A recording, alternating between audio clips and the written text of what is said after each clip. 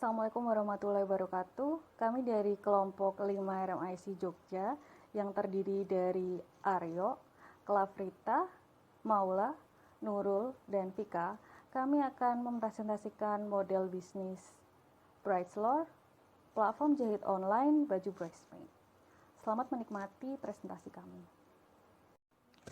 Video presentasi ini berisi 3 bab. Bab pertama berisi pendahuluan, bab kedua berisi landasan pustaka, dan bab ketiga berisi tentang metode penelitian. Baik, saya akan awali bahasan pendahuluan yang memuat latar belakang, rumusan masalah, pertanyaan penelitian, dan tujuan penelitian. Baik, pada bagian latar belakang, saya akan membahas data dari Kementerian Agama mengenai data pernikahan yang masuk pada tahun 2021 bulan Januari sampai dengan bulan Mei. Pasangan yang menikah rata-rata sebanyak 123.453 pasangan. Ya, jumlah ini tentu saja juga menjadi peluang bisnis untuk berbagai industri, misalnya saja di industri fashion, industri event organizer, kemudian juga di industri makanan dan yang lain-lain. Terutama video ini akan banyak membahas mengenai industri fashion. Industri fashion ini termasuk ke dalam sektor yang diunggulkan untuk menjadi prioritas pengembangan pada masa Indonesia 4.0 mendatang. Baik, saya lanjutkan ke faktor eksternal. Jadi di faktor eksternal ini poin pertama ada pandemi COVID-19. Jadi pandemi ini membuat penjahit mengalami penurunan penghasilan. Kemudian yang kedua juga ada tren bridesmaid. Jadi kami melakukan survei yang melibatkan 43 responden wanita di Solo Raya. 86% menyatakan pernah menjadi bridesmaid dan 67,4% pengantin mengikuti tren bridesmaid. Jadi kedua fakta ini menyatakan bahwa tren bridesmaid memang sedang berkembang di Indonesia. Baik, saya melanjutkan hasil survei. Sebanyak 48,8 responden menyatakan sangat menantikan momen untuk menjadi bridesmaid. Yang kita ketahui bersama bahwa bridesmaid itu juga tidak lepas dengan keseragaman. Jadi pengantin ini tentu saja memberikan sesuatu untuk menjadi seragam. Jadi menurut responden, pengantin biasanya memberikan kain dan juga baju untuk selanjutnya diseragamkan sesama bridesmaid. Baik, saya lanjutkan ke pemaknaan. Jadi menurut responden, 53,5% menyatakan bahwa bridesmaid itu memiliki makna yang penting untuk mereka. Kemudian 25,6% menyatakan bridesmaid cukup penting. Selanjutnya masih dari lingkungan eksternal dan hasil survei yang kami dapatkan sebanyak 87,4% responden menjahit baju bridesmaid 1-2 kali dalam setahun terakhir dan 83,7% responden mengatakan tidak perlu menjahit baju bridesmaid di desainer ataupun penjahit ternama. Dan kami juga mendapatkan 3 kriteria penjahit yang recommended. Yang pertama, hasil sesuai request sebanyak 94,7%, dan yang kedua, kualitas jahitan yang bagus sebanyak 78,9%, dan yang terakhir, harga yang terjangkau sebanyak 52,6%. Kami juga menemukan dari hasil survei 3 kendala yang dihadapi ketika menjahit. Yang pertama, hasil tidak sesuai ekspektasi sebanyak 84,2%, dan yang kedua, waktu jahit yang lama sebanyak 52,6%, dan ukuran yang tidak sesuai sebanyak 23,7%. Kami juga mewawancarai 3 penjahit dan hasilnya sebanyak 2 dari 3 penjahit belum pernah mengukur pemesanan baju secara online. Dan sebanyak 1 dari 3 penjahit tidak berani mengambil pesanan baju bridesmaid yang terlalu kompleks. Dan sebanyak 2 dari 3 penjahit penghasilannya berdampak saat pandemi. Dan yang terakhir, rata-rata para penjahit mendapatkan pemesanan baju bridesmaid 3-5 potong. Selanjutnya adalah lingkungan internal.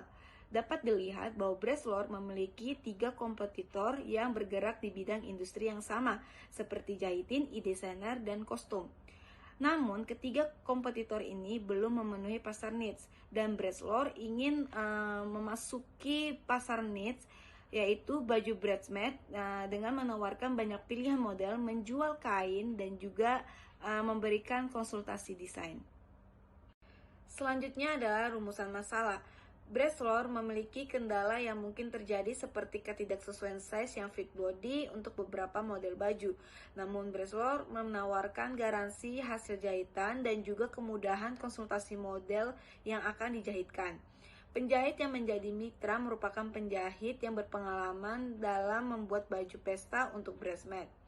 Adapun 3 peluang. Yang pertama, peristiwa nikah di Indonesia setiap bulannya lebih dari 100.000 dan jumlah penjahit di area Surakarta yang masih terjangkau harganya menjadi fokus utama pemberdayaan mitra Breslor. Dan juga yang ketiga, tradisi pembuatan seragam keluarga pada pernikahan dan didukung juga dengan tren bridesmaid. Meskipun pengguna aplikasi jahit masih sedikit dan banyak desainer ternama, namun berdasarkan analisis eksternal dan juga analisis internal, masih terdapat peluang tersedianya pasar dalam menjalankan ide bisnis ini. Selanjutnya ada pertanyaan penelitian dan juga tujuan penelitian. Pertanyaan penelitiannya adalah bagaimana rancangan bisnis model Breslor sebagai platform jahit online baju bridesmaid. Dan tujuan penelitiannya adalah membuat rancangan bisnis model Breslor sebagai platform jahit online baju bridesmaid. Bab selanjutnya yaitu landasan pustaka yang terdiri dari situs web, sejarah bridesmaid, tren bridesmaid, bisnis model kanvas, sharing ekonomi, empathy map, dan long tail bisnis model. Situs web. Menurut Sibiro Alexander FK tahun 2011, situs web adalah serangkaian halaman di mana setiap halaman web memiliki halaman unik yang ketika dimasukkan ke browser web akan membawa langsung ke halaman tersebut. Sedangkan menurut Gajendra dan Wong tahun 2013, situs web menyediakan media fungsionalitas yang dapat menyampaikan pesan berbasis teks multimedia dengan memberikan banyak informasi produk dan responsif terhadap pelanggan. Desain yang berorientasi pada pengguna terus menjadi pertimbangan penting untuk kualitas situs web e-commerce. Yang terakhir, menurut Theo dan Pian tahun 2004, situs web telah diidentifikasi sebagai ruang pasar yang menciptakan cara inovatif untuk perusahaan melakukan bisnis dan interaksi dengan pelanggan. Sejarah bridesmaid. Bridesmaid adalah pengiring pengantin. Bridesmaid sendiri pada zaman Romawi dikenal sebagai perisai pelindung. Maka dari itu pakaian pengantin dan bridesmaid harus sama, sehingga penjahat tidak menyakiti pengantin atau tidak mencuri mas kawin yang dibawa oleh pengantin wanita menuju ke rumah pengantin pria. Di negara barat juga menyebutkan bahwa bridesmaid sebagai pelindung pengantin dari roh jahat yang ingin menyakiti pengantin. Tren bridesmaid. Bridesmaid sendiri mengacu pada orang-orang terdekat sang pengantin wanita seperti pihak keluarga, sahabat, ataupun rekan terdekat yang menemani dari awal hingga akhir acara. Tugas bridesmaid tidak hanya mempernemani acara pernikahan, tapi juga punya tugas yang tidak kalah penting dengan panitia pernikahan itu sendiri. Tren ini sedang sangat happening saat ini meskipun kita tahu bahwa sebelumnya budaya bridesmaid ini sudah lama ada yang kita kenal sebagai pagar ayu. Di Eropa dan Amerika Utara, bridesmaid kerap diminta merencanakan pernikahan dan resepsinya. Zaman semakin modern, mereka juga diminta merencanakan bridal shower. Chief of Bridesmaid atau Maid of Honor biasa diminta bantuan yang berkaitan dengan logistik. Di antaranya adalah mengurus undangan, menemani belanja gaun pengantin, mengatur dekorasi, makanan, dan urutan acara. Hal ini agaknya berbeda dengan fenomena bridesmaid di Indonesia. Banyak yang mengira kalau bridesmaid sama dengan among tamu. Survei dilakukan oleh IDN Times yang melibatkan 547 responden yang didominasi perempuan dan kebanyakan berusia 20-25 tahun. Rentang usia tersebut cukup tinggi yang merupakan usia layak menikah. Perempuan sendiri selama ini terpantau cukup umum mencari pengiring pengantin ketimbang laki-laki. Responden survei rata-rata berstatus belum menikah, namun mereka mengaku sudah pernah menjadi bridesmaid atau groomsmaid untuk pernikahan sahabatnya. Selanjutnya, saya akan menjelaskan tentang bisnis model kanvasnya. Menurut Osterwalder, ada 4 hal utama yang menggambarkan pemikiran mereka tentang model bisnis.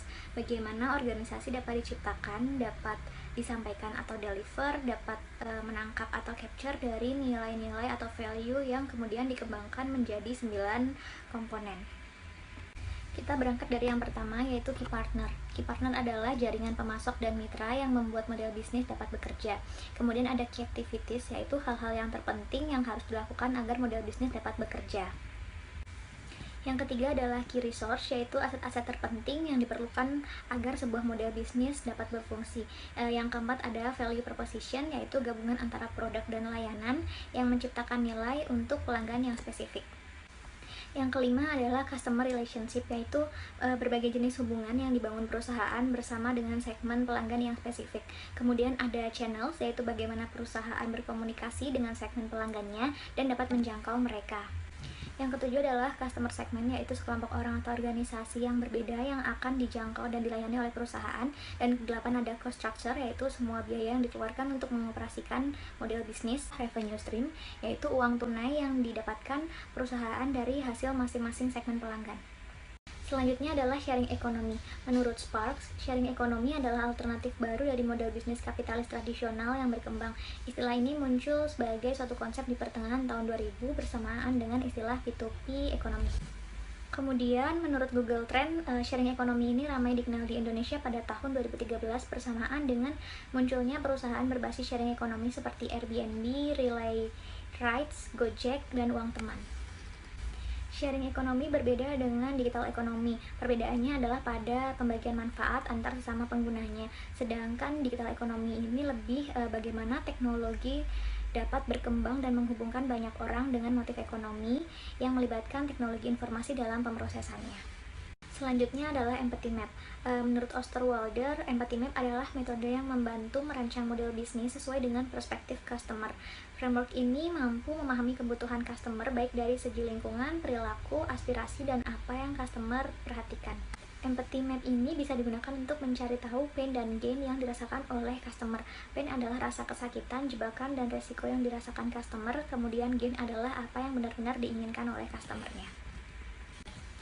Di dalam empathy map terdapat 4 unsur, yaitu yang pertama adalah hear, bagaimana lingkungan mempengaruhi customer, dan yang kedua ada think and feel, apa yang ada di dalam pikiran customer, yang ketiga see, apa yang dilihat oleh customer di lingkungannya, dan yang keempat adalah say and do, yaitu apa yang dikatakan customer dan bagaimana dia berperilaku di depan umum. Selanjutnya adalah long tail business model canvas. Long tail business model canvas ini berfokus pada penjualan sejumlah besar barang yang unik, produknya niche, dan kemudian menurut Chris Anderson, ketika sebuah toko memiliki saluran distribusi yang besar, bisnis tersebut mampu memasarkan produk-produk dengan permintaan yang rendah yang secara kolektif dapat menguasai pangsa pasar.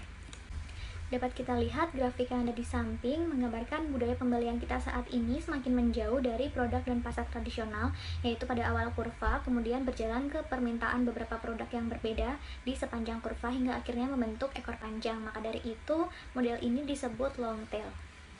Baiklah, pada bagian ini kita akan masuk pada desain penelitian, yang mana pada bagian ini juga akan membicarakan tentang desain penelitian, lalu juga sumber, metode penelitian data, lalu juga responden maupun analisis data. Oke, baiklah. Jadi pada bagian ini merujuk pada Cooper dan Sandler pada tahun 2014, mereka menjelaskan bahwa penelitian kuali ini seperti halnya kita mengumpulkan data dari berbagai sumber. Itu bisa dari perseorangan atau grup, atau juga bisa mungkin dari tulisan, atau misalnya fenomena yang terjadi, objek, dan banyak lagi.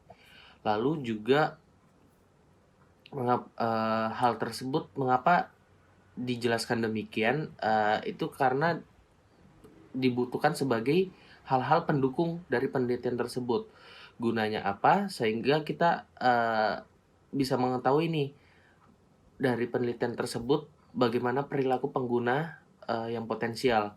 Lalu setelah sudah menggunakan dari sumber-sumber tersebut, data yang kita dapatkan itu dianalisis dan diolah dan disusun menjadi BMC atau Business Model Canvas yang seperti kita tahu untuk mengelaborasi tujuan dari penelitian tersebut. Nah, lalu kita loncat nih pada bagian sumber data maupun metode pengumpulan data. Di sini kita bisa bagi menjadi dua, yaitu primer dan sekunder, yang bisa teman-teman lihat pada tabel di sebelah saya.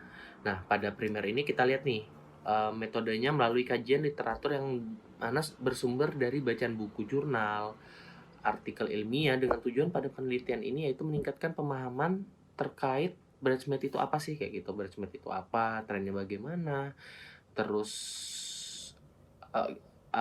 bagaimana itu di Indonesia, kayak gitu.